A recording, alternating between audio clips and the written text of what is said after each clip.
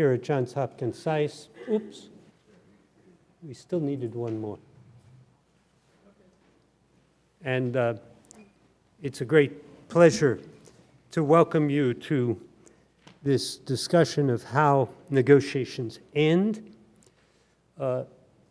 This is a subject which surprisingly hasn't been the subject of a great deal of careful analysis. It's been the subject of more of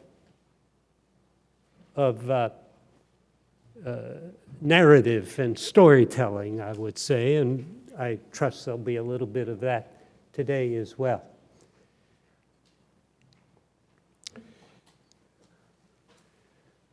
We have this morning a really star-studded group of speakers. I'm not going to give long introductions of them. In particular, I won't introduce Bill Zartman at great length. It's a great pleasure to have him here. He's the founder of the Conflict Management Program and a key figure in all discussions of negotiations for the last, I won't say how many decades. He'll start us off. He'll be followed, I think, by Mari Crystal. Mari Crystal is the CEO and founder of Negotiation Strategies, and he'll be talking about how negotiations end, but from an unusual perspective, and that perspective is how they get reopened. And I know from just a brief conversation with him beforehand that this will be very interesting. Next will come, I think next we'll do Paul Mertz on Cyprus. Here's a negotiation that has threatened to close many, many times. It's threatening to close right now. So it seems to me quite appropriate that it should be discussed. And Paul comes to us from the Netherlands, from Clingendael, I believe, and it's a pleasure to have him here. Next will be Valerie Rosoux, who is a product and professor of the Université Catholique de Louvain. And it's a pleasure to have her here. I heard her over the weekend at ISA, and she always gives a terrific presentation. Next will be, I've got things out of order a little bit. Next will be Sinisa, I guess. Sinisa Vukovic, I got out of order a little bit, but it's okay. Sinisa will be talking about the role of mediators in helping to close negotiations with some particular emphasis on Bosnia and Herzegovina. And then we'll finish up. I've introduced everybody else, yes, with Terry Hopmann, on the theoretical aspects of closing negotiations. So, Professor Zartman, the floor is yours. And if each of you speaks from here, then we'll try to have a bit of a conversation afterwards, and then go to questions and answers. Thank you. Dan, there's a chair. Okay. I'll sit down. There's a chair up there for you. Hi, this is not only a topic that has never been addressed conceptually in any sustained work, although there are a couple of them that refer to the behavior of negotiators in the end game. But on the other hand, it's a topic that is frequently addressed in passing by negotiators, and the term end game it comes up every once in a while. We're entering into the end game, said Chet Crocker, in talking about the negotiations in Southwest Africa. I then went to look up what there was in this library on endgame, and in fact there are about 250 books on endgame, with endgame in the title, and about half of them have to do with chess, and then Another part have to do with Go, the Go game, the Asian version of, or competitor of chess in a sense. No, endgame has a special meaning in the game business, not in game theory, but in game practice. And then, of course, there's Samuel Beckett's little book called Endgame. In all this, nobody has defined what endgame refers to, particularly in diplomatic negotiation. And yet, endgame is taking place all over. Our collection, our book coming out, be published by Cambridge University Press, coming out next year, begins with 3 important cases of endgame, of negotiation closure, by very different types that were particularly hanging loose last year. It takes a little while for books to be published. One of them is the negotiations in Colombia with the FARC. And the point of the chapter is that not only was this another round of negotiations that have been going on for really 30 years, but also it was a special phase of the negotiations that went on during the past 2 years. And it wasn't until some point late in 2016 that the parties felt that they were in an end game. Then there's the negotiation between Europe, the EU, and Greece, which were very much of a cliffhanger. An end game, and the parties hung tough, and in the end came to a non-agreement, or the end came to an agreement, at least by an imposed negotiation from one of the sides that was hanging tough. A different type of end game, certainly. And then, of course, there was the end game that went on the negotiations, the nuclear proliferation negotiations with Iran.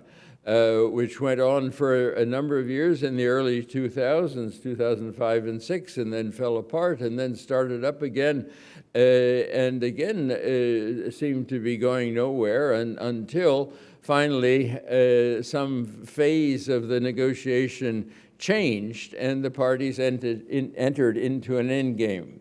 So there is the feeling among diplomats, although not some negotiations just go on and end or don't end, but in many cases that there's really a sense of something different occurring at a particular point in the negotiations that then leads to a closure, not necessarily success, but some kind of closure. And so we define this, taking this term that has been around and used by diplomats, we define the end game as the point where the parties sense that an end is in sight, and frequently that an agreeable end is in sight. But also they can sense that we'll keep on talking, but without a promise of agreement, but at least we're going to keep on talking towards some kind of closure. So what we're talking about is, first of all, closure, and then this defined moment of closure. It's interesting because one of the readers on the manuscript says, yes, but you have to define how do they know that there is an end game. And it's the kind of thing, as in many things that we have in life, it's like love and war. How do you know when love clicks in? How do you know when suddenly we're in a war situation? How do you know when the end game begins? It's something that the participants sense. That's all we can say. That this is going to finally turn out, and we're talking about things that are serious. The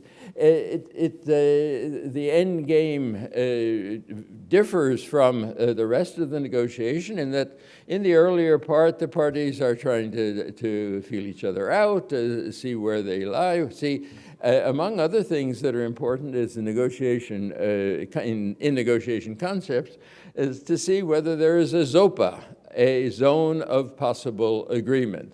I think, a very useful concept in negotiation. That is, are our positions overlapping to the point where we can talk about where that agreement could land, or are they still so far apart that we're not talking about the same central thing?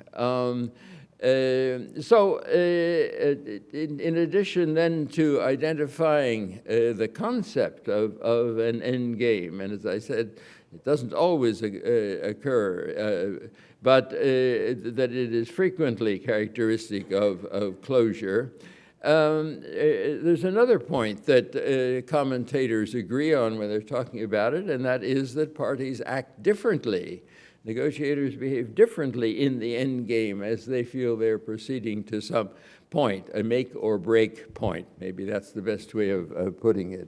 And so what we're trying to do in this collection then is to say what are the modes of action that they might have within this end game. And we've identified 5 of them that are perhaps an intensification or crystallization of other kinds of negotiation behavior that take place, but are specific to the end game.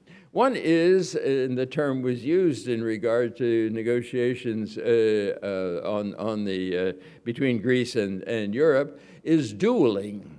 That is, the parties each hold to their positions, and they try to press and even embarrass the other party into moving over to their side of the position. It's an interesting, I won't go into all the characterizations of it, but it's a case in which negotiation becomes very public.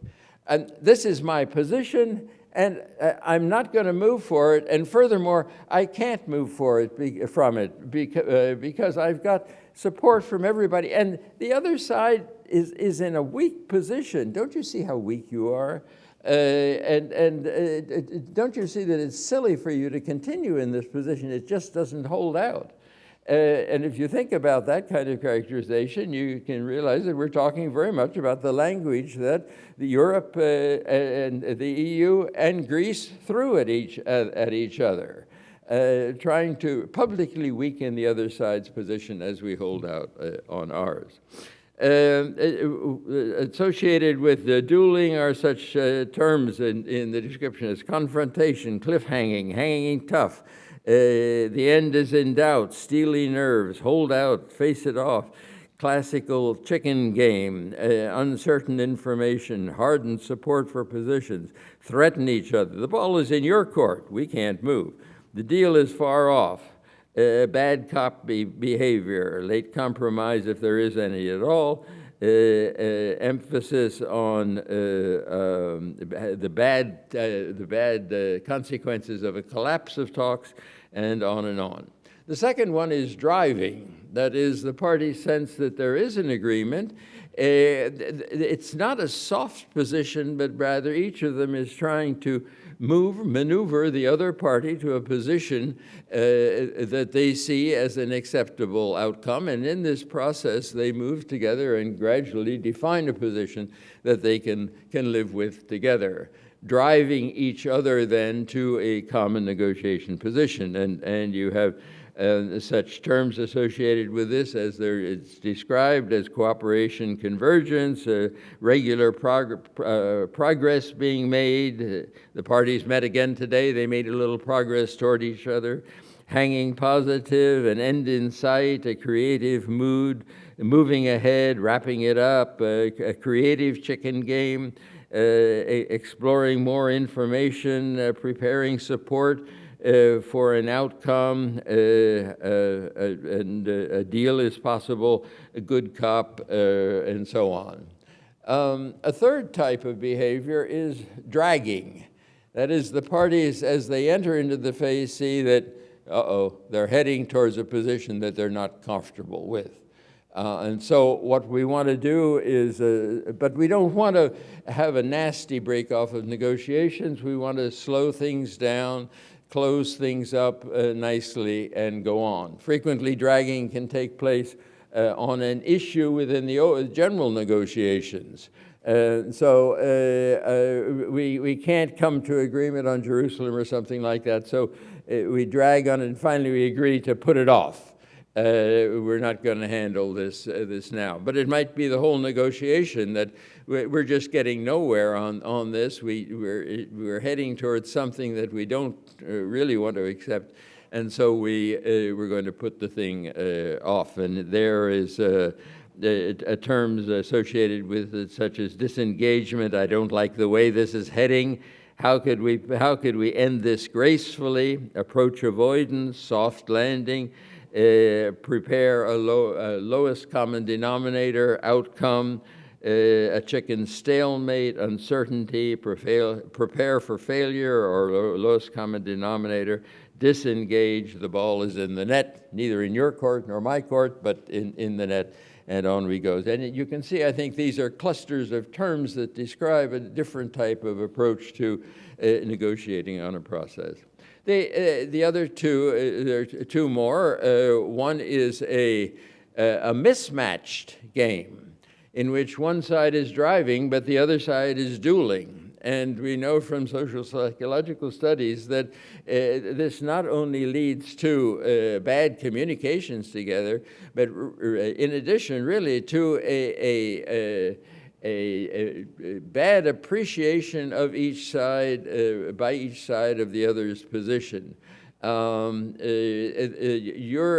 I am, I'm trying to drive to an agreement, and you're being stubborn. I think you're basically in a bad position and a bad person. Or I'm trying to hang tough, and you're being a softie. And so I think I can roll over you, and it leads to bad vibes within the negotiation.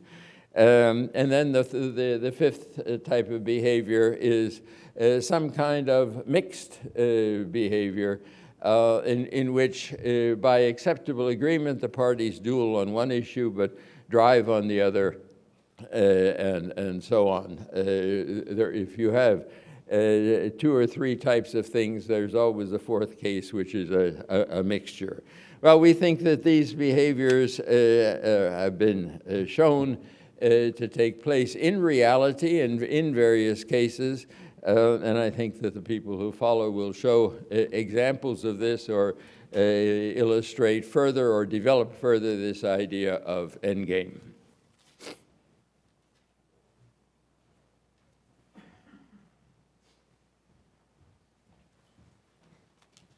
Thank you. So my name is Moti Kristel, and I'm a pracademic, which means I'm neither a practitioner nor an academic. Each one see me as the other side. Mixed behavior, exactly. And I think that the title of How Negotiation End is definitely a title which belongs to a Western discourse. Because if we would have conducted this conversation in China, they would say, well, negotiation never ends. Because the traditional Western wiring system is linear. For everything, we have the beginning, the initiation of the negotiation, mutually hurting stalemate that takes party from the war to the negotiation table, and then the whole process of negotiation, and then the closing, the how negotiation should end. Linear, but the Chinese wiring system is a cycle, is a circle.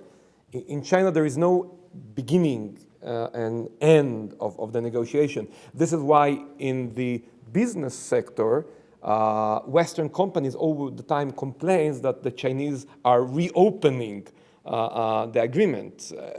But reopening or opening an agreement, this is again a Western discourse. If I try to mix the Western concepts and the Asian concepts, I would look for a situation throughout the negotiation process that both sides reached a stable equilibrium.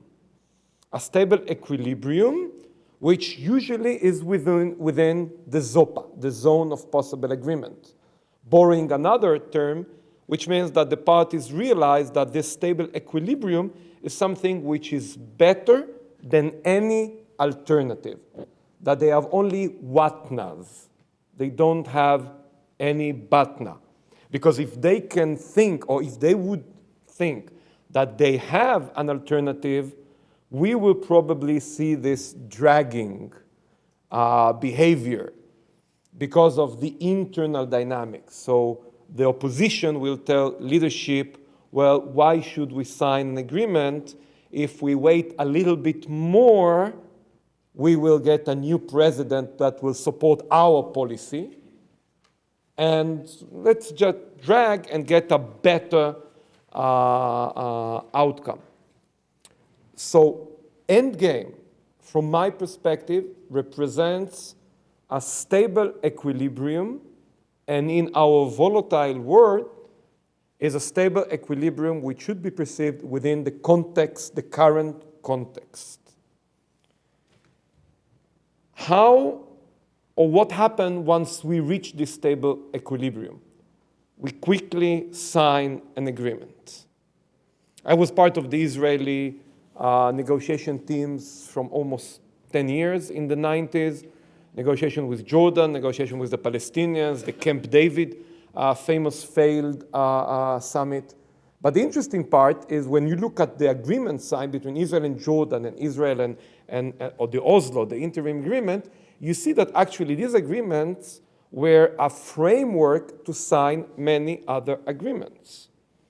People don't know, but the Israeli-Jordanian peace agreement just set up the boundaries and then list 15 agreements that will be negotiated through a year and a half, signing the transportation, trade, environment, water, agriculture agreement.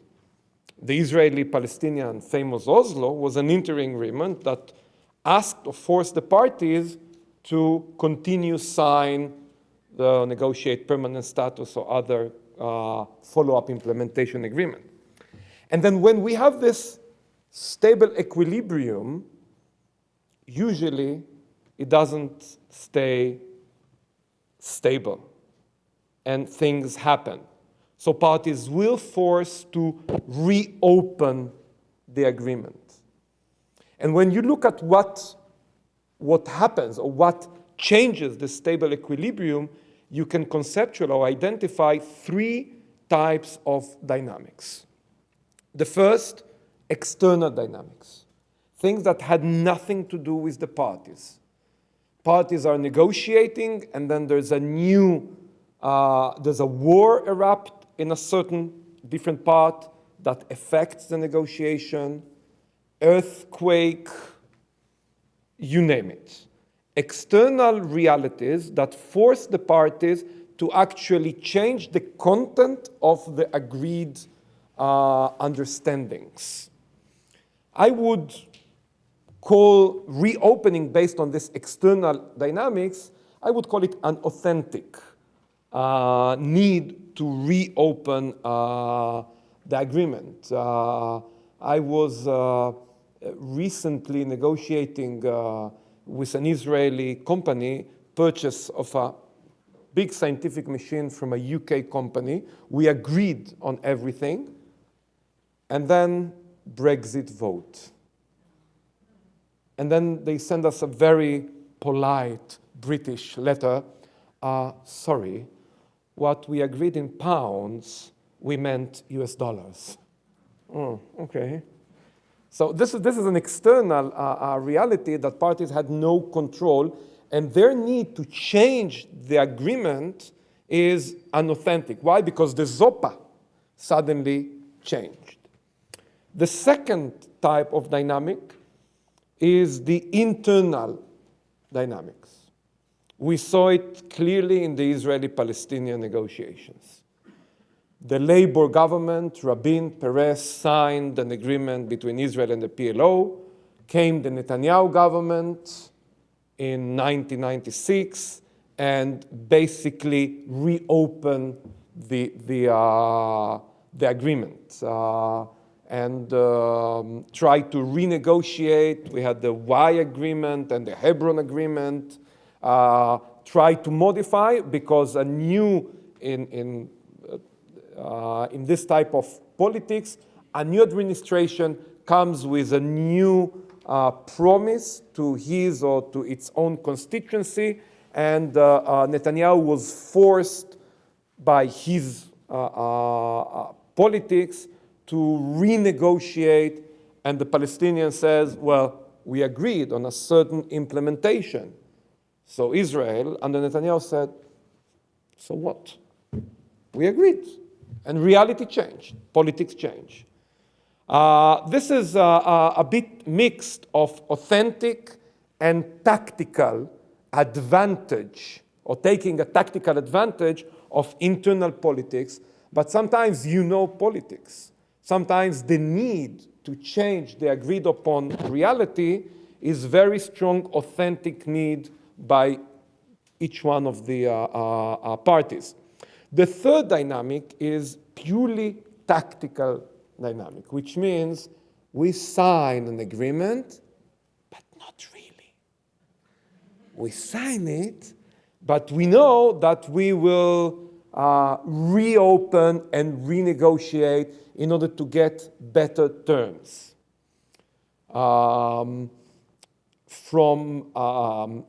like to divide the word negotiation culture into the bargaining cultures. Indian, Iranians, Mediterraneans, Arabs are the bargaining cultures. Sometimes, forced by Western negotiation culture, you don't give enough bargaining to these bargaining cultures. And then they feel that they did not negotiate. So sometimes they are obliged to open.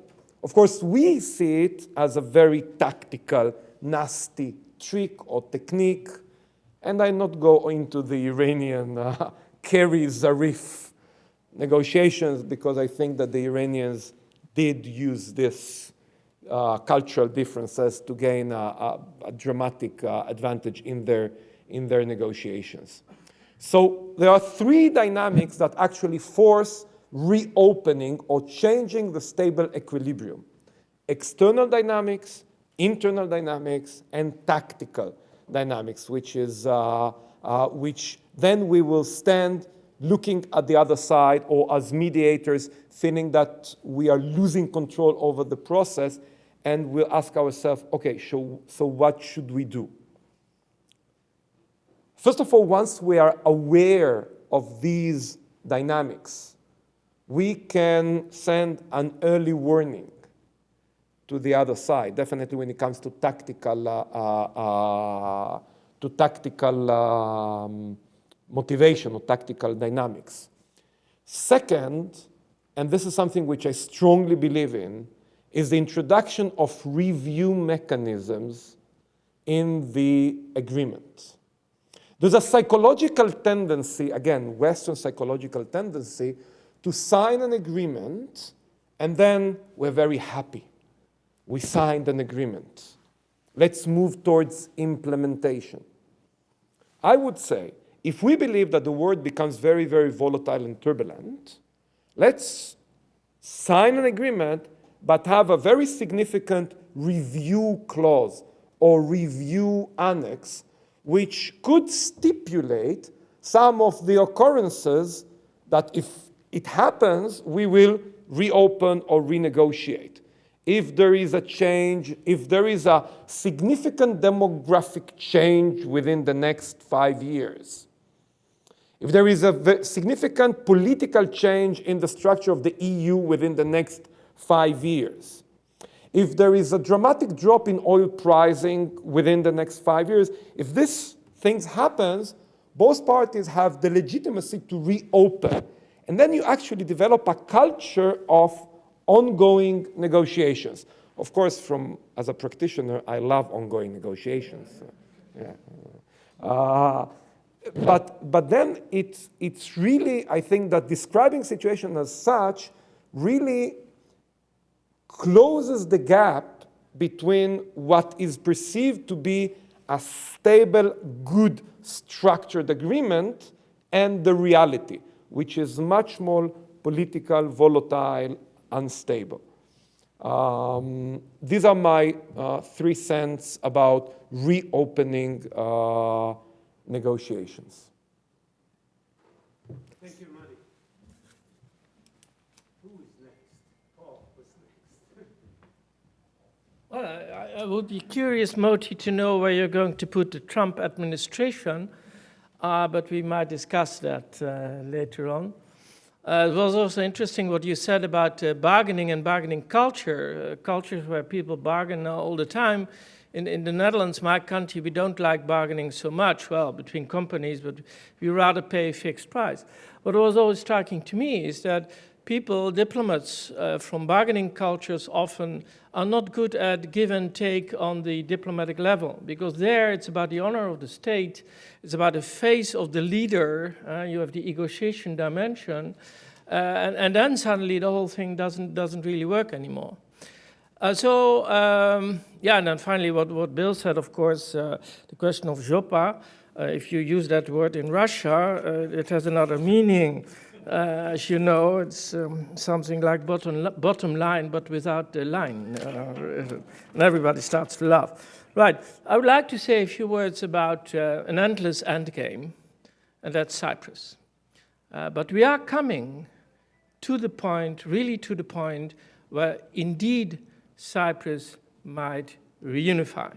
As you may know, at the moment in Geneva, we have the final negotiations, and all the chapters have been closed, but one, and that is the security chapter, and the guarantee for the population on both sides that they will be safe. That's amazing, because there were very difficult issues here. About the border, where will it be?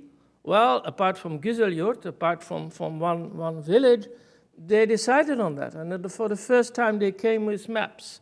The question of compensation, those who want to go back to the north, the Greeks especially, or who want to get their money back, has been arranged for, because the European Union is going to pay.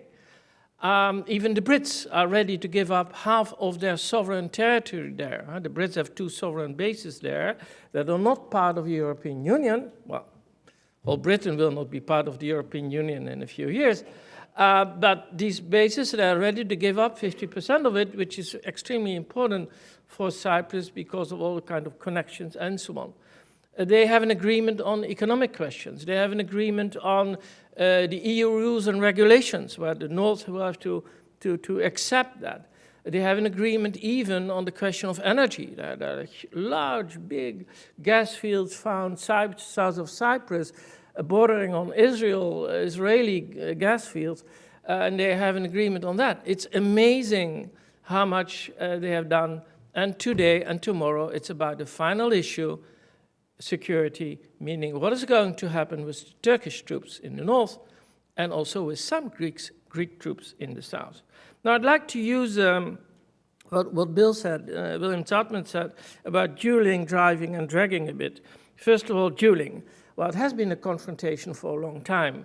Already in 1960, when Cyprus got its independence from Britain, it was part of Ottoman Empire, and then after the Crimean War, the Sultan was very grateful to Britain, so they gave Cyprus to Britain, first informally, later formally, etc. There have always been tensions between the Turkish and the Greek population, but there also has been a lot of understanding. It was not just tensions. There's also a common feeling we are Cypriots. And that is very important at the moment, to understand that this common feeling of being Cypriots as well, having a Cypriot identity at the moment, is very strong. It's one of the drivers. Now you look at it, you look at the dueling side, you might say the Cyprus problem is in between 2 coups d'etats, a Greek one and a Turkish one. So the Greek one of 1974, when the Greeks, under the impetus and the drive of the colonial regime in Greece, tried to stage a coup d'etat against the president of Cyprus, Makarios. That's the start of the split of the island, because then the Turkish army intervened, and then, although the Turks were 20% of the population, 1/3 of the island became Turkish territory. And we have somebody here from the north of Cyprus, the Turkish Republic of Northern Cyprus, acknowledged by Turkey. Indeed, if you go from Ankara to Lefkoja, to Cyprus, to Kibris, then you leave Turkey. You need a visa, you need a stamp, etc., etc. So that's coup d'etat number one. Coup d'etat number two is the failed coup against Mr. Erdogan, because that really speeded up the whole process. And in Northern Cyprus, they thought, oh my God, you know, Cyprus is a democratic state. That's very interesting. One of these conflictual situations in the world, but this is truly a democratic state. We don't want to be under the authoritarian leadership of President Erdogan. We want to escape from that one as soon as possible, all right? And therefore, let's speed up these negotiations. So that's interesting, that these two things are combined. So there's this dueling thing. There's the confrontation. There's the weight of the past. They sometimes use the past, but it's mainly the weight of the past. And then there's the dragging thing. It has been dragging on for such a long time. And so let's take a look at that for a moment. Who are involved here? The Cypriots, north and south, of course. Greece. But Greece now is in a quite weaker position. They don't have the position anymore they had at the time of Cyprus joining the European Union. The European Union said, Cyprus, listen, if you want to join, you have to reunify first. That's an important driver. And then, you know, there were 10 countries, enlargement of the European Union, and 8 from Central and Eastern Europe, and then Malta and Cyprus. And then Greece said, well, you know, EU, if you really want this reunification first, then we are going to veto enlargement to Poland, Hungary, Czech Republic, the Baltic states, and so on. So we want you to accept Cyprus as a non-reunified island. And then the Germans said, negotiation is about priority. What's our priority? That's Central Europe, Eastern Europe, because we want to have peaceful environment around Germany, so we will agree to a non-reunified Cyprus as a member of the European Union. That's amazing. Such a small country with 0.1% of the population of the European Union, and it was more successful than the European Union. Because the EU made a mistake, they should have said, first, we enlarge with the Central European countries, and later on with Malta and Cyprus. Very interesting here, the impact of the contact. So that failed as an incentive to unify. Greece now is quite weak, you know, because of the banking crisis and so on and so on. Turkey has other things to attend to at the moment. Anyway, Mr. Erdogan has said that he supported the Annan plan at the time. The northern side accepted Annan plan. The southern side was not ready to do this. They could not imagine a federation because the north wants to have as much autonomy as possible. So then it failed, but Erdogan had said he accepted Annan plan. The UK now, also under American pressure, is ready to work with the process. And the UK for some time didn't want a reunited Cyprus. Because if they are disunited, then you won't have a chance that they will say, we want our bases back, right? But now the Americans see opportunities for an important company to explore and exploit the gas fields south of Cyprus, and therefore the EU need a stable Cyprus, put pressure on the UK, and Mr. Johnson was ready to work with the others. So that's the other dimension, and then the EU, of course, wants reunification, and is ready to pay for it. So it seems to be a ripe situation for a final deal. Now, you said, Valerie, last Friday, three important things. Leadership. Here, we finally have two moderate presidents on both sides of the island, in the north and the south. The first time. That's important, leadership, right? Then, of course, we have Mr. Erdogan. And the question is, what is he going to do? I think it all hangs on him. Will he be ready to do it? For a long time, he didn't want reunification.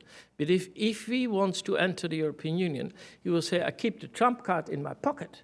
When I'm going to enter the European Union, I might be ready to agree to a unified Cyprus if I get better conditions from you, the European Union. But Mr. Erdogan, why should he join the European Union? Apart from EU might not want to have him now, But why should he do that? It will restrict his power. So he doesn't not really needs the trump card anymore. So the leadership, I think, in principle is all right. Let's see what Erdogan will do. Institutions, already talked about it. Institutions are not very influential. As you look at NATO, it's not a NATO country. NATO would like to have stability, but especially in the south, the ECHL party doesn't want to join NATO. The US tried to do something. There is a US mediator, yes, that's true. But institutions, regimes are not really very influential. It all hangs on North and South, and they're willing to do this. The timing is right. We might have a chance this week, actually, that we might see the end game of Cyprus. So, inshallah, this will happen. Thank you. Thank you. I think it's Sinisa. Valerie? My mistake. Valerie? It works or not? Could we ask the person to... Well, good morning. Oh, great. So, thank you, Isabelle. Super. The purpose of this research is to compare a failed treaty of friendship with a successful one. Why does closure seem impossible in one case and not in the other? And since the end of the Franco-Algerian War in 1962, French and Algerian official representatives have been referring to the Franco-German relation as a model. I don't know whether it will work if I do that. Yes, that was an ad for Benetton, but I think, so this is the model. And however, though, more than 5 decades later, the failure of the negotiation to get to an agreement between France and Algeria shows that the Franco-German model could not simply be replicated as such. So for what reasons? That's mainly the agenda. So to address this issue, I would suggest to divide the analysis into 3 rapid parts: the Franco-German end case, Franco-Algerian one, and 4 variables. So Franco-German case. You all know the context. In a devastated Europe, France and Germany needed each other. The radical nature of Germany's defeat explains its crucial need for political rehabilitation. For France, it was also a question of necessity. Its economy was reduced by half, its colonies were close to being lost, and moreover, and above all, both states had a new common enemy, USSR. That's enough to get closer to each other. Then the process, what did happen? Between 1958 and 1962, Charles de Gaulle and Konrad Adenauer carried out frequent trips on both sides of the Rhine to help their populations to overcome fears rooted in past events. And during one of these trips, Charles de Gaulle underlined in German the genius of the German people. And to the president of the German parliament, this very speech, this one, did not only put an end, and we talk about closure, to the 50-54 chapter, it also erased, that's a very strong word, a debt 2 centuries old. So a couple of days later, Charles de Gaulle sent the German chancellor a draft version of the protocol regarding 2 main aspects. I'm not going to get into detail. So this is one picture of this trip.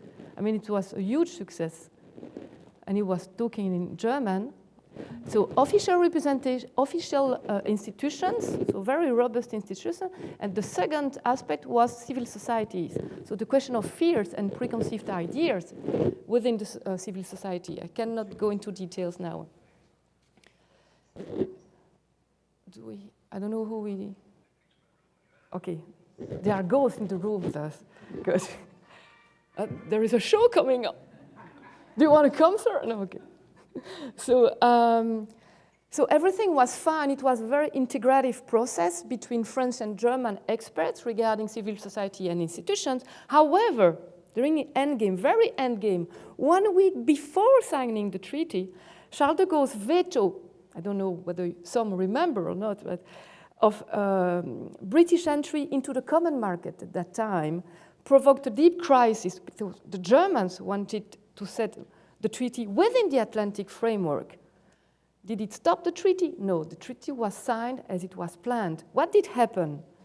A couple of weeks after the signature of the treaty, the Bundestag added a preamble to the treaty in order to underline the close cooperation between Europe and USA and the unification of Europe, including Great Britain.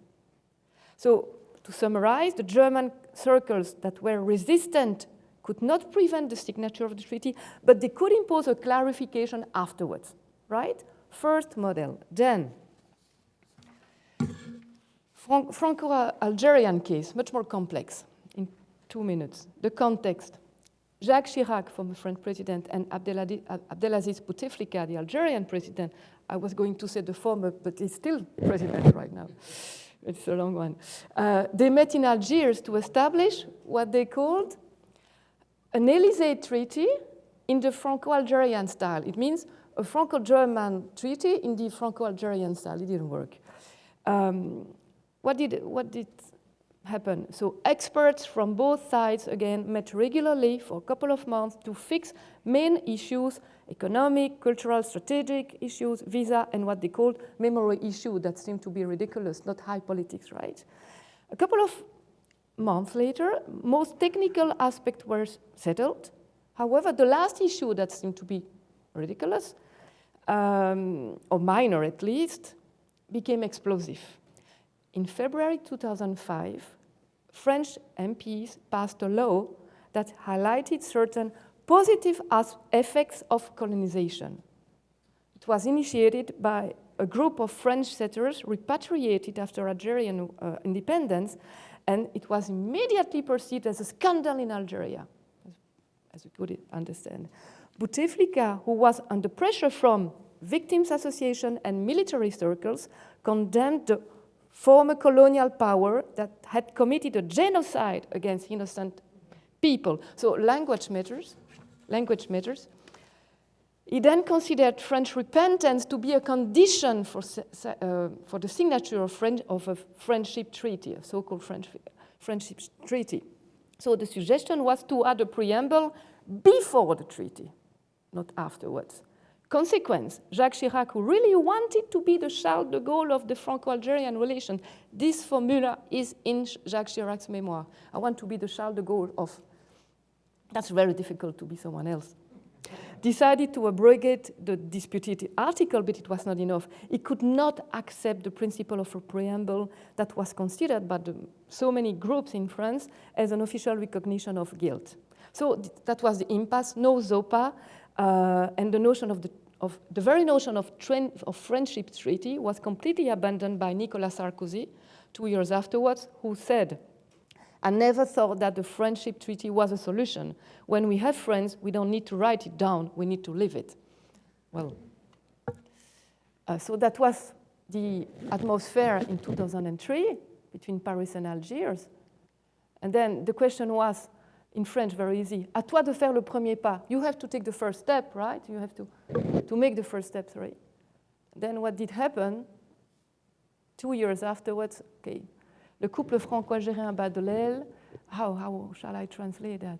The Franco-Algerian couple, well, it's like the bird that you see on the picture, right? So, the main factors, Paul already anticipated. Leadership, it was critical, but it was fine in both cases. De Gaulle was a resistant fighter, Adenauer was not a Nazi. Chirac was 24 years old when he was sent to Algeria. He was not responsible for anything. And Bouteflika was a former mujahideen. So in terms of legitimacy, it was fine, but it was not enough. Second factor, timing. In the Franco-German case, most protagonists agreed on and the expression was one of the actors, on the absurdity of dueling. By contrast, there was a certain interest of dueling in Algeria to calm down domestic anger that followed the civil war in Algeria. So for Bouteflika, it was still interesting to come back to the posture of a heroic fighter against the oppressive colonial power. Third variable, Domestic resistance. The Franco-German treaty was supported by a vast majority of the population, while the Franco-Algerian context was different. Many testimonies signal the existence of open wounds, especially in France, and I give you only two concrete examples. The Harkis, I don't know whether you're familiar with them, a couple of years, but so the Harkis were the Muslims who fought alongside the French against their fellow Algerians, right? What did happen that following the French withdrawal, up to 150,000 Harkis were massacred in Algeria, and 40,000 Harkis were able to escape to France after the war, but they were badly treated once they arrived. So most of them described what they called the double betrayal, not only by Algeria, but also by France. And during the endgame, that's interesting, Jacques Chirac suggested that the Harkis be mentioned in the treaty, while Algiers did not want to hear anything about these traitors. Traitors, yeah. Then second group, the Pieds Noirs who had to leave Algeria after the independence. And what did they say? We are actually the losers. We have been humiliated, tortured, imprisoned, broken, rejected. We are dead people. Without geography, there is nothing left.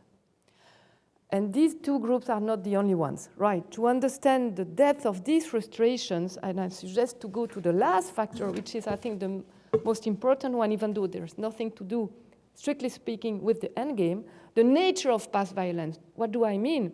We use the same label of reconciliation in both cases, and in 2 minutes I'm done. However, the two contexts differ fundamentally as regards the figure of the other. In the Franco-German case, the other was an enemy to fight.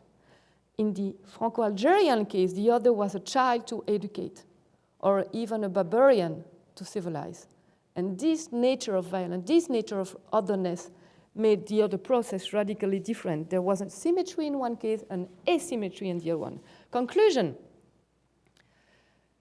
The observation of the endgame shows that the parties were able to deal with the past in a creative way in one case and not the other. Both the French and Algerian authorities initially underestimate the weight of the past. Well, they explained, and I think that it was far too much ambitious, they explained that the purpose of the treaty would be to definitely turn the page. And for some groups, it was not just impossible to imagine to definitely turn the page, too hurtful. So in France and Germany, there is a common narrative about World War II. There are bad and good guys, and they are identified. The treaty was not signed with the Nazis. It was signed with the authentic Germany. That was the expression, the formula. Between France and Algeria, there is still no consensus today about the notions of winners or losers, or even about the meaning of the war. All parties consider themselves as victims. So to me, it's only if all the groups affected by past violence gradually negotiate a common narrative that they will finally, this is only if they do that, negotiating a common narrative, that they will finally see an end and a beginning. So I thank you very much. Yeah, that was the variable, sorry.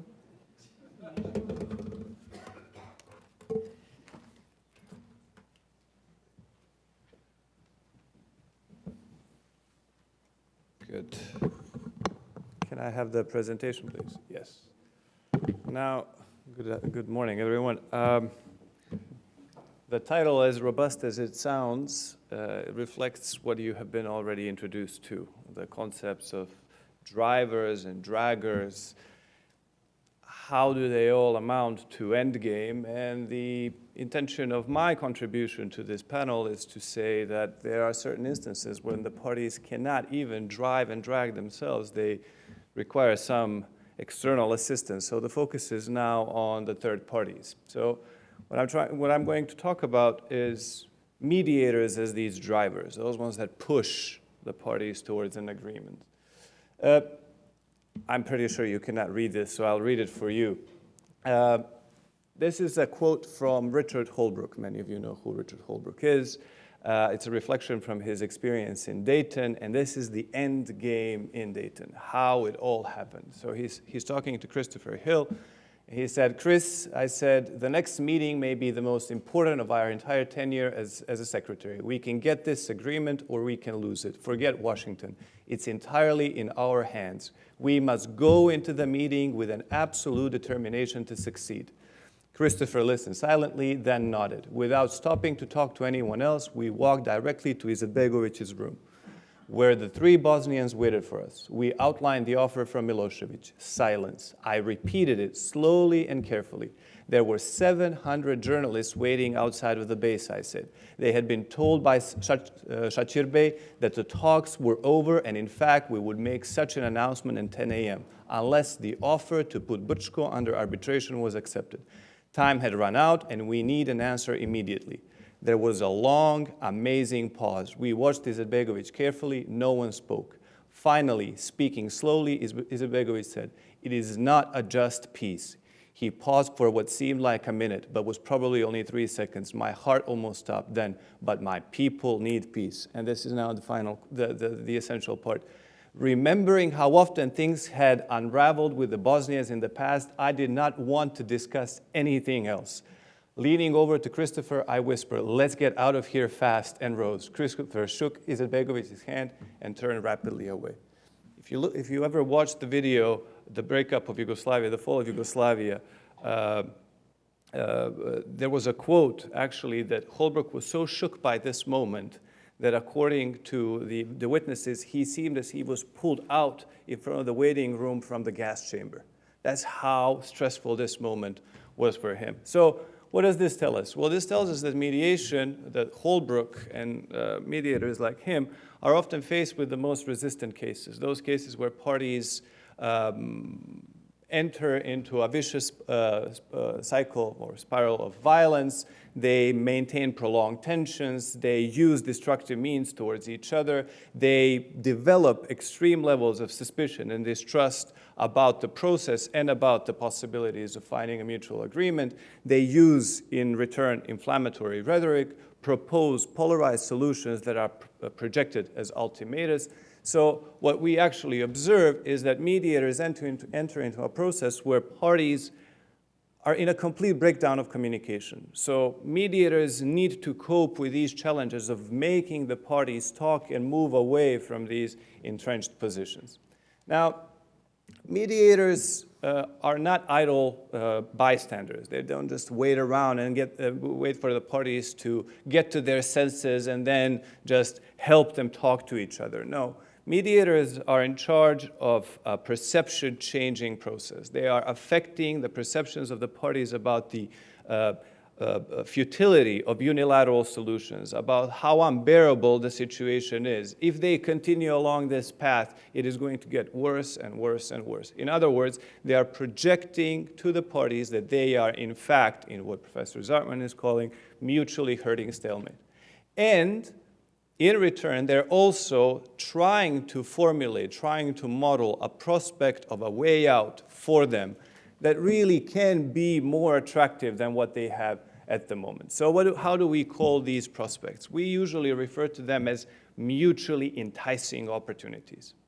And these mutually enticing opportunities are what the mediators project when they act as drivers. So today, what I'm going to talk about is how mutually enticing opportunities are formulated by the third parties in the last moments of the peacemaking process, and what kind of tactical tools do they use to put pressure on the parties to accept these formulas.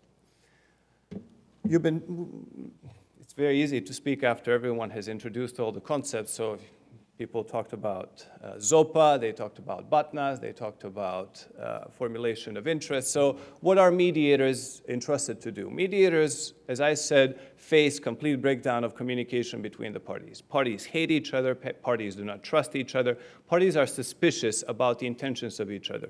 The question is why? Well, the simplest answer is because they lack sufficient information about the other side's interests, capabilities, and resolve within this process. So if they lack this necessary information, mediators are the ones that actually provide the necessary, the missing link, in order for them, while facilitating these communications, to recognize the mutually, the zone of possible agreement. So they, as facilitators, and usually we conflate facilitation to only equate mediation and the other way around, as facilitators, mediators provide the sense that there is an overlap of interest between the parties. Now, we're talking about highly intractable, highly politicized conflicts. So even when they recognize that they actually have compatible interests, it is politically too costly for them to agree, mutually agree on any solution that does not get any international backing, political cover, or implementation assistance. So what mediators then also do is not just facilitate, but formulate for them. Say, this is a formula that in our opinion is valid, and here we are ready to support it. So what do you think? So as formulators, mediators step in and become even stronger drivers for the parties, pushing them towards a concrete type of solution. And as you may know, even with the best intentions, in the most resistant cases, the reason why it's so resistant is because parties might not even have overlapping interests. So even with the best information, even when they come to their senses and try to find a solution, the solution might be elusive because there is still not enough side payments, incentives, for them to accept these new outcomes. So mediators may provide additional incentives, what we can call artificial incentives, something that usually is termed as carrots and sticks, threats and promises, however you want to see it. Now, when they provide these incentives, the formula may again be proposed by the mediator saying, we are ready to maintain these carrots and sticks, we are ready to maintain these resources if you agree to it. One may ask, what kind of mediation is this? This is too assertive, this is too intrusive, this is too invasive. And in fact, we're talking about international conflicts. Now, the difference between international conflicts and domestic ones is that international system lacks an enforcement mechanism. So be it a voluntary process, be it an ad hoc process, so non-structured and non-institutionalized, mediators depend on the willingness of the parties to implement an agreement. And if they would have waited for the parties to implement it on their own, chances are, as we have seen in previous presentations, that would never happen. So mediators exercise leverage on the international level. This is the difference between domestic and international. And this leverage is actually the ticket for accepting mediation in the first place. They bring something new to the table. Well, how does this play out in the end game? Well, in the end game, it plays out through the exercises of various types of leverage. As I said, carrots and sticks are just one form of leverage that they may produce. But this is reducing leverage to possessions. And that's not enough because mediation is a co-optive, not only a coercive method of conflict resolution. So co-opting the parties to accept a solution, to internalize it, to own it, means that mediators may also resort to soft power. So even when the US is not mediating, as they were in Bosnia, if you know, in parallel to Bosnia, there was another process in Northern Ireland where the United States was mediating, and despite the fact that the United States had both carrots and sticks, it never exercised carrots and sticks. What the US exercised was soft power, and that is information power, expertise, referent power, or leading by example, relational power, legitimate power. All of the elements that are not quantifiable, but that can affect the perceptions of the parties about the utility of a proposed solution by the third parties. When they exercise this power, they exercise it with the hope that the parties will accept these opportunities that are being projected in front of them. What kind of opportunities are we talking about? These are mutually enticing opportunities for a number of reasons. First of all, they represent an exclusive opportunity that is not attainable outside of these talks. So if you leave, or if I, as a mediator, leave, you will lose what is being proposed. And the situation, as we have discussed before, is so unbearable, is so painful, that you are losing even more by not even considering these options. The second element is that they do not favor either of the sides. It's mutuality. So they try to project the utility on both ends. Third is that they send a signal of the necessity of interdependency between the parties. That parties are locked into this peacemaking process, and they are codependent. Without their cooperation, there will be no solution. So you force the parties into cooperating with each other, and to maintain these opportunities only through this cooperation. So this is how the third parties may send a signal about the necessity that if you like these opportunities that we are asking you to consider, then think that they are dependent on your willingness to cooperate with the other side. Now, it's not enough if we only expect to project this sense of utility and wait for the parties to get to their senses. Now, this is where the end game actually gets concrete. So apart from what mediators bring to the table, these resources, both soft and hard, mediators also resort to a variety of tactical tools that they implement, especially at the last moments of the peacemaking process, in order to make MEOs effectively accepted. We can call these tactical tools or tactical leverage. Now, the tactical leverage is something that comes out of Peter Carnevale's taxonomy on strength in international mediation. And let me just help you with them with a number of concrete examples from practice. How does this actually look like? First one is that the mediators need to create a sense of urgency. The sense of urgency that the mediators are creating may be developed through a variety of approaches, but one of the most important ones is setting up deadlines. Bosnia, Holbrooke sent a signal saying, I want a conference of 13 days. And if we don't have anything after 13 days, we are going to leave and the opportunities are going to be out. Mitchell also had an idea after years of shuttling between parties to say, enough is enough. We're going to have a limited time frame to talk. If we get a deal, we do. If we don't, I go home. I have better things to do. So these arbitrary deadlines that mediators impose send a signal about the sense of urgency that conflicting parties really need to consider whether or not it's in their best interest to not accept the opportunities or the formulas that mediators produce. What is also very interesting about these deadlines is that they're always associated with a big day. So, for instance, in Bosnia, it was the Thanksgiving weekend. And, we need to get it to Thanksgiving because afterwards I need to go home. Good Friday Agreement, self-explanatory. They had an idea by when do they need to stop. Another element is the walk away, which kind of couples this deadline, the walk away strategy. We are going to leave unless you accept this. So this is another tactical tool that is very powerful that takes away the enticing opportunities. Another tactical tool that mediators use is borrow power from an external party.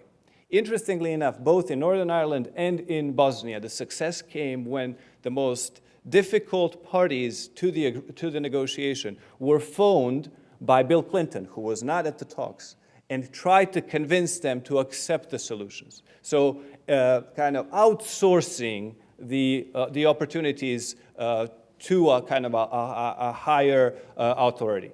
And the last, and I think you all may have heard about this, is the threat of damaged relationships. If you walk away, you're not just going to lose these opportunities. You are going to lose me as a friend. And Jimmy Carter used this very skillfully during the Camp David talks in 1978, when he would even refer to the negotiators in first person, saying, yours truly, Jimmy, and we can be friends, and why don't you accept this, otherwise we will lose our friendship. So you can see that mediators do not stand passive in this whole process. They push the parties with a number of tactical tools, manipulative tools, to accept the agreements in the last moments, which otherwise become elusive once you walk away. This brings me to the end. Thank you very much.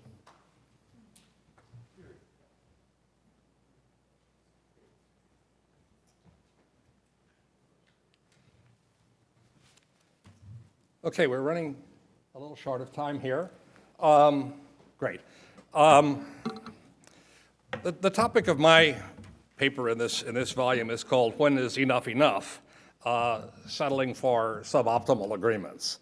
So I'm going to start with a little bit of Economics 101. This was even Economics 101 when I took it more than 50 years ago, and is in fact, of course, borrowed from a classic book by Herbert Simon in 1957, which is now, 60 years ago, for which he won the Nobel Prize in economics, basically. But the basic idea that I want to focus on is why do parties sometimes reach agreements in the negotiation process at some stage of the negotiation process and still leave potential value on the table when they might have been able to do better for both of them? So, I mean, this little chart, I think, summarizes a lot of what we've been talking about today. We have two parties, X and Y, and obviously X's preferences are to get higher up the x-axis, and Y's are to move to the right on the y-axis. Now, again, these preferences, of course, in economics are usually fairly easy to measure, at least much easier than they are for those of us in international relations, because most of our preferences are really framed rather subjectively and include a large number of factors that somehow have to all be brought together. And furthermore, as Moti particularly emphasized in his presentation, they're changing all the time. So I'm presenting here a kind of freeze model, a frozen model of a moment in time, but we should keep in mind, obviously, that all of this is constantly in motion in reality, and that the subjective preferences may also change for the parties over time. But let's assume for a moment anyway that this is frozen. We then have, in effect, a diagrammatic presentation of what constitutes the zone of possible agreement. And there are several different versions of it. The basic ABC triangle takes the status quo situation and asks the question, how can both parties be better off than they are with the status quo? But often also, the concept of BATNA has been introduced by several of the previous speakers, the best alternative to a negotiated agreement. And in many negotiations, the parties may well have better alternatives than the status quo, which in effect set the bottom line for them. So in my little model here, these are, that is, the X prime and Y prime axes represent the BATNAs for the parties, or their security levels in game theoretic terminology, and they intersect at point I. So anywhere in the X prime, Y prime, I triangle would constitute, again, a ZOPA. That is, any solution within that triangle will leave both parties better off than they would be otherwise, better off than their next best alternative. Now, the so-called Pareto optimal frontier, or the northeast frontier here, represents, as anyone who studied even basic economics knows, the best that is possible under a given set of circumstances, because nature in economics or in any field sets certain limits of what is possibly attained. And any negotiation that takes place along that frontier, of course, essentially will be zero-sum, because once you've reached the maximum possible benefit collectively, then any trade-offs at which one party benefits will be a cost for the other party.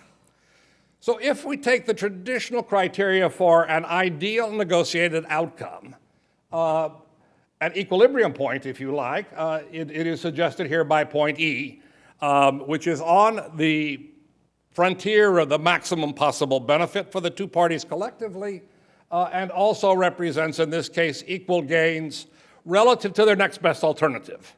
That's not equal gains necessarily in absolute terms.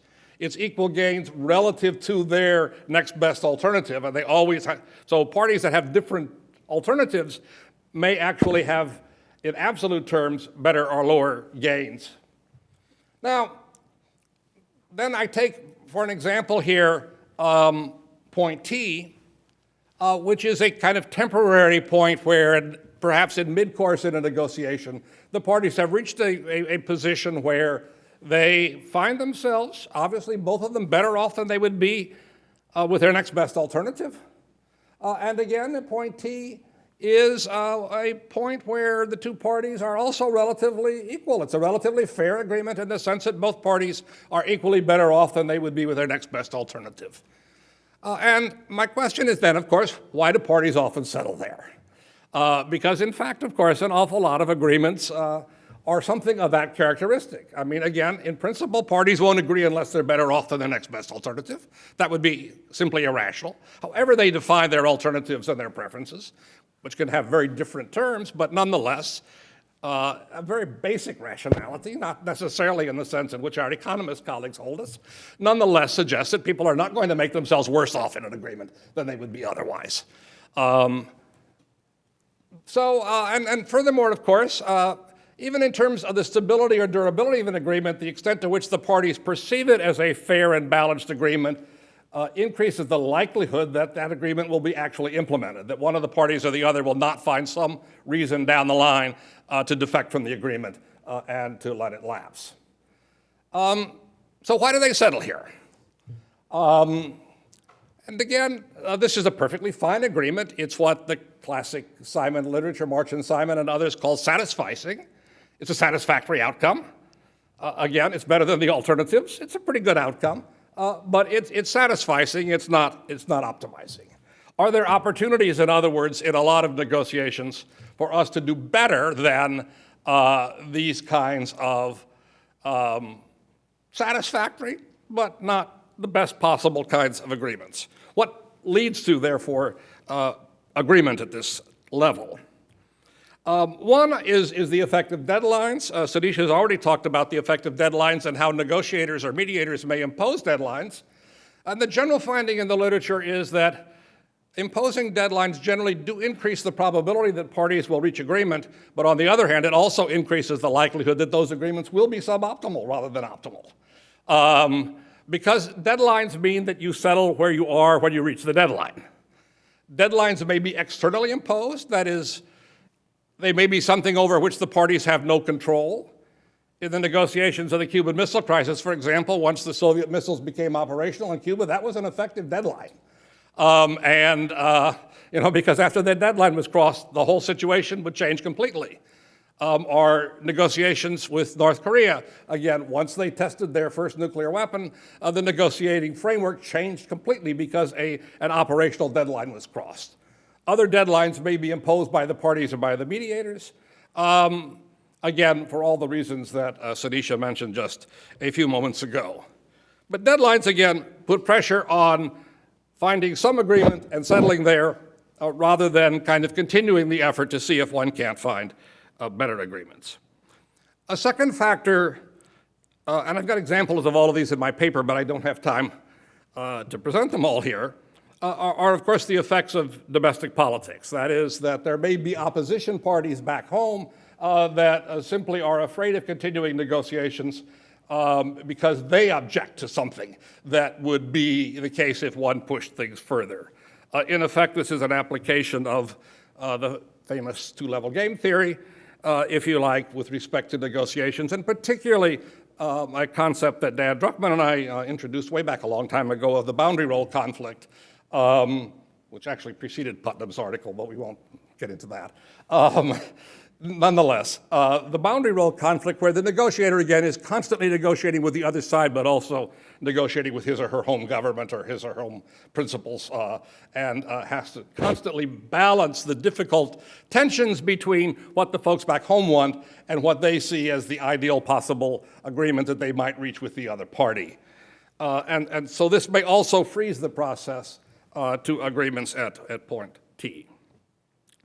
Thirdly, the negotiation process itself.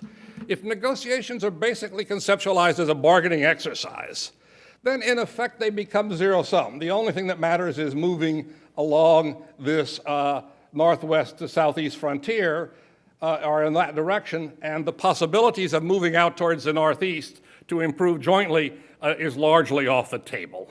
So to the extent that negotiators adopt a negotiation process emphasizing common problems and searching for common benefits as the process of actually conducting their negotiations, which is frankly, again, the minority of cases in most international negotiations that I've looked at, bargaining in the kind of market or bazaar sense still remains a common model of negotiation and practice. To the extent that they do that, they cut off, I think, the possibility of identifying better solutions out there than if they engaged in negotiations as a kind of problem-solving exercise. Fourth is the fear that even though one is, well, the ZOPA now is in this X, Y, X, T triangle. Again, if they move outward at a 45-degree angle, they benefit equally. But suppose they move at a 10-degree angle. Then both parties are still gaining, but one party is gaining an awful lot more than the other. So that the issue of relative gains compared to absolute gains becomes important. And in some negotiations, that may be silly because both parties are still gaining, even if one's gaining more than the other. But I've done a lot of work with arms control negotiations, for example, the SALT and START processes, where there was always fear, I think, on both the Soviet side and the US side, that continued negotiations, once they'd found some equilibrium around a kind of point T, that further negotiations might benefit the other side a little bit more than us, and therefore leave us in a strategically disadvantaged position, and therefore we'd rather settle here than run the risk of looking for a mutually better agreement, because it might leave them a little bit better off in that better agreement than we are, and that would be, again, to one's ultimate disadvantage. And finally, there's the point that Simon raised in his original argument, which was largely applied to decision-making in bureaucratic politics, namely that there are search costs. It takes time, energy, and effort to continue searching for better options. Busy diplomats, busy mediators have other things to do in many cases. They cannot devote an infinite amount of time typically to working on searching for the optimal outcome, and therefore, once they found a point at which people can agree, it's sort of like Trump said last week, two-state solution, one-state solution, whatever, if they can agree upon it, it's fine. That's kind of a classic solution. It may not be a good one from the point of view of optimality for either party or any party engaged in those negotiations, but nonetheless, it's a common outlook again of a lot of negotiators, I think, who will sort of take the view that all that matters really is agreement. Any agreement that is better than our BATNA is fine. Let's grab it when we can and be done with it. So the result is, I think, that we do end up with an awful lot of agreements. We actually do reach closure in a lot of cases, but a little more effort and a little bit more insight and a little bit more hard work might actually produce better agreements. And we've spent a lot of time in work in negotiation studying why and how people reach agreement.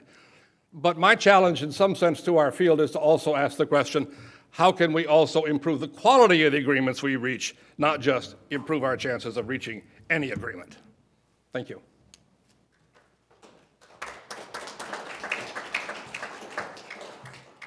Thank you all. Wow, that was quite an hour and a bit.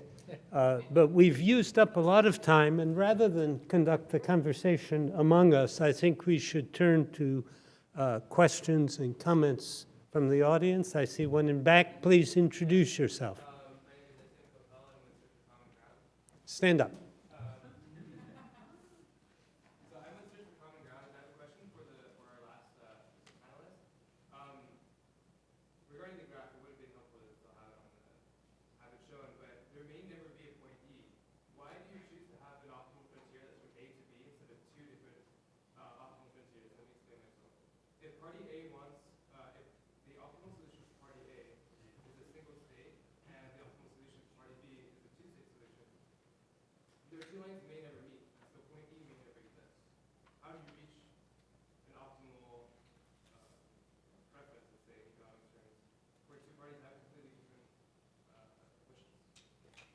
Let me take one or two others.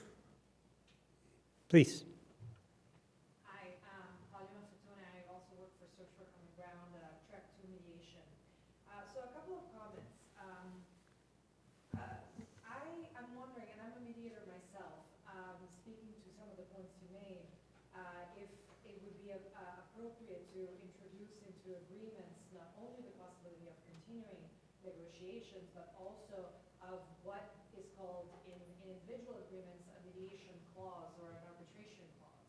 Essentially, if everything goes wrong, if we cannot stick to what we have agreed to, what do we do? So instead of having a crisis, we already have a possibility love to hear your thoughts about that. And then a comment also on your presentation about a specific, what I think of a specific style of mediation, very directed one. I personally am inclined more towards like a more facilitative type of mediation. And the reason is the idea of self-determination. So I think that parties do need that space to say what they see as a possible solution and what they see as something that they could live with and create that possibility themselves. And I completely agree with you that the role of the mediator is really to create a context and a reality in which those solutions and those ideas are elicited. But I still very strongly believe that it should potentially optimally come from the parties rather than the mediator himself or herself. Thank you. I'll take one more. My name is Farzan Illich. I just wanted to point out this silly idea of bargaining culture. I mean, for a whole group of white people to get together and espouse this kind of racist nonsense is kind of deplorable. But to redeem yourself, don't you think this kind of insidious and entrenched racism is precisely what explains the colossal failure of Western conflict resolution and peace-building efforts? Okay, let me go through.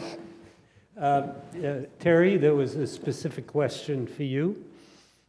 Okay, I mean, my basic argument is that, I mean, there are three criteria, in my view, for evaluating an agreement. Is it efficient? That is, does it produce a collective benefit, and as much collective benefit as is possible?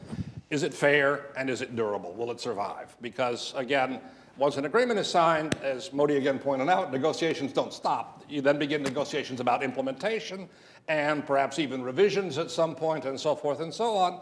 And so part of my argument is, therefore, though, that the degree to which an agreement is not perceived as fair by the parties, which they perceive they've been ripped off, if you like, increases the likelihood that they will not implement the agreement fairly. They'll find some way to hide, they'll find some way to drag their feet, or they will find simply some way eventually to break out of the agreement altogether. So the point E is again a theoretical optimal. It is a point at which it is Pareto optimal in the economic sense. It is efficient, and if both parties actually value the value that's reflected in their badness, then it does indeed give the maximum possible benefit equally divided, equally shared, so that both parties perceive that the outcome is fair, which I think even serves the interests of the more powerful party, because it's not in the benefit of the more powerful party if they force an agreement that is not perceived as fair by the weaker party, because then again, if the agreement's in my interest, which it is if it's in point E or anywhere near it, if the agreement's in my interest, then it's in my interest to have you implement it.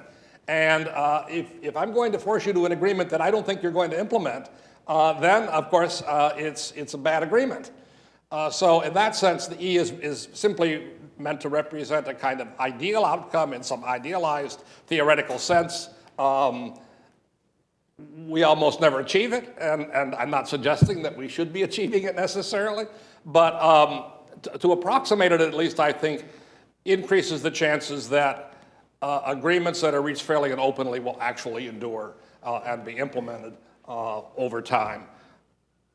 Mari, I think there was a challenge or two for you. Yeah, three brief comments. The first related to the first question and answer, and I want to refer to a research that a colleague of ours, Sabine Kozitsky from Austria, did 10 years ago. It was not an international negotiation, it was purely business negotiation, but the outcome was very interesting.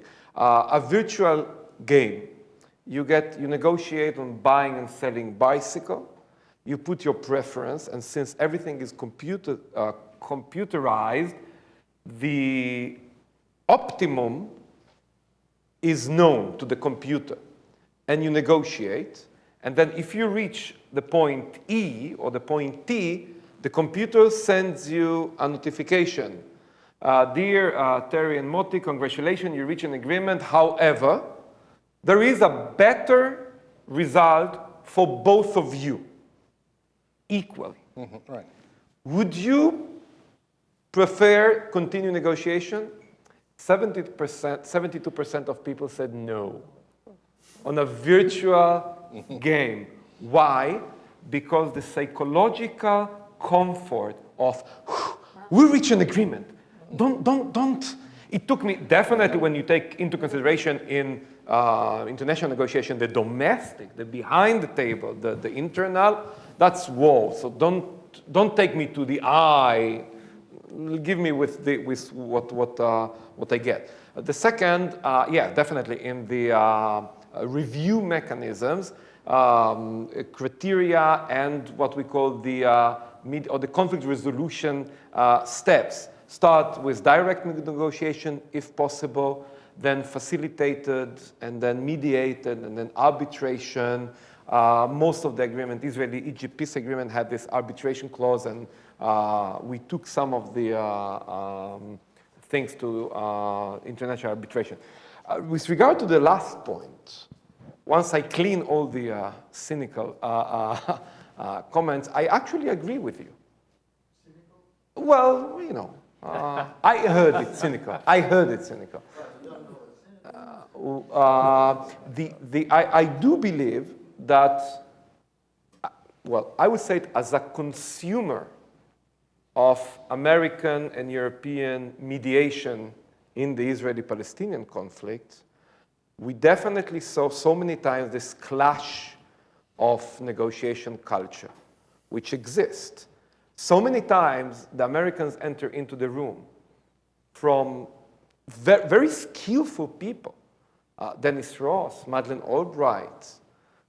They enter into the room and, you know, we, the Israeli Palestinians, we will look at one another and said, okay, let them do the spiel, let them do the game, and then we will, once they leave the room or at the room, we will play our domestic Mediterranean bargaining game. It is a bargaining game. It is a bargaining game. I think that in this whole couple of years ago, when there was an international conference, Air Force, US Air Force, initiated about negotiating in conflict zones.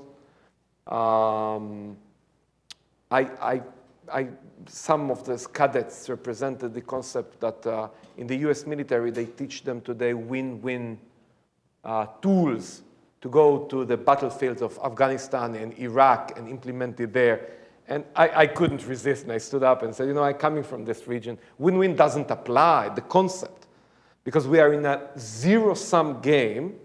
And once you take this terrorist axis and flip it south, west, and you say the only goal is to minimize the lose-lose rather than look for the win-win. But I do believe that there is this cultural clash when it comes to international negotiations. I have a feeling Paul would like to intervene at this point. Unless you define win-win as I'm winning twice and you're losing twice. Well, that's the Russian way, you know. Yes, the Russian way. It's indeed, the ownership is very important. So I think Cyprus now might be solved because the ownership is really with the North and the South, because the others are weakened. But what I see in simulation games is that what negotiators are looking for is stability and security. They try to diminish insecurity. And so the moment they have a suboptimal outcome, they will settle for it because they're afraid if they go beyond it, the whole thing might collapse. Valerie? Yeah, maybe just an anecdote regarding your comment that I think is so legitimate and probably not cynical enough. Why? Nothing to do with my cases, but I've been involved a lot in Rwanda, being Belgian. And you know, regarding memory issues, Belgium, Rwanda, it's quite heavy charge. And I've been there a lot, and I was there with 2 NGOs, Belgians, based in Brussels, more international. And in a small street of Kigali, a very old lady said something that I could not understand because I do not speak Kinyarwanda. Already something telling in terms of expertise, right, in the Great Lakes. And I asked one of my PhD students, Rwandan, what does she say? And he said, no, nothing. I said, please, I saw that it was important. Tell me what she said. And there was asymmetry between the PhD student and I said, tell me now, right? Because he felt, no, it's not important. And she actually said, go back home, it's too late. And I've been literally shocked. And then I thought about that twice. And of course it was too late. And we withdrew Belgians too early before the genocide. And then I've been thinking a lot about the scope and limits of any of our actions there. So I join your comment. As mediators, as a scholar, even as a scholar, basically, not a big deal. I think that another Rwandan woman gave me a kind of answer, which is a kind of line for me, an horizon. She said to me, you know, Valerie, because I was talking about the limits of reconciliation and that. She said, you know, Valerie, I already live with them. She was a survivor. She's still a survivor, alone, left alone. I already live with them. Don't ask me more. Don't ask me too much. And so this question of, it's satisfying while not optimizing. Right, I understand that. Just don't ask me too much. I'm exhausted. And so that's why I think that's also important to wonder, who are we going to help in being so ambitious? Do we want to help them or us? We want to turn the page. We want closure for us as well. That's my comment. Sinisa? Kind of a blend of answers to all three questions. About the solutions, how come we don't have the parallel lines? Evidence has shown us throughout the history of peacemaking that what parties actually say is not the end of the story. So if they say they want mutually exclusive solutions, that's just polarizing solutions that they claim. Underneath that surface, there are essential interests and needs that they need to satisfy.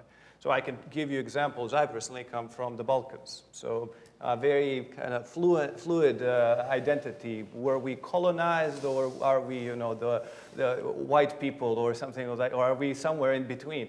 But the perception over there is not the achievement of a zero-sum or win-win. It's actually lose-lose. The expectation that the only way you can sell the agreement to your people is to say how much the other side lost, so our losses are also acceptable. Now, what does that mean? That means that you are willing to reframe the polarized solutions as long as you can show that the other side has lost as well, that they have not gotten what they claimed essentially to be unacceptable to us. And then to come back to what you asked me, the case of Bosnia is in fact telling about the utility of revisiting peacemaking along the way. Bosnia did not have that clause, and Bosnia is now in a deadlock, in a frozen conflict that kind of resembles 1995 reality and cannot move away from it. If there was a clause, in retrospect, now we're talking about counterfactuals, it could have been better. But the problem was, that was the only solution that the parties were willing to accept in that setting.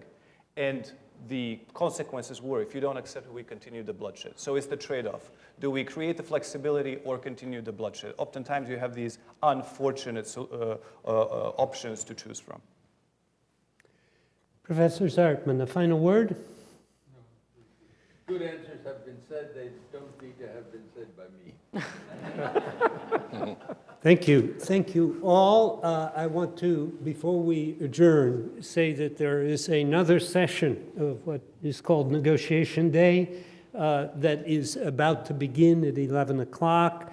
We'll have Princeton Lyman, we'll have Tom Pickering, we'll have Gaia Golan, and Professor Zartman. Have I forgotten anyone? The Dean. The Dean, of course.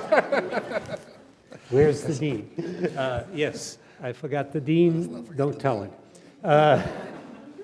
It's been a real pleasure to hear this session. I look forward to the book. And we have 5 minutes before the next session starts. Thank you very much.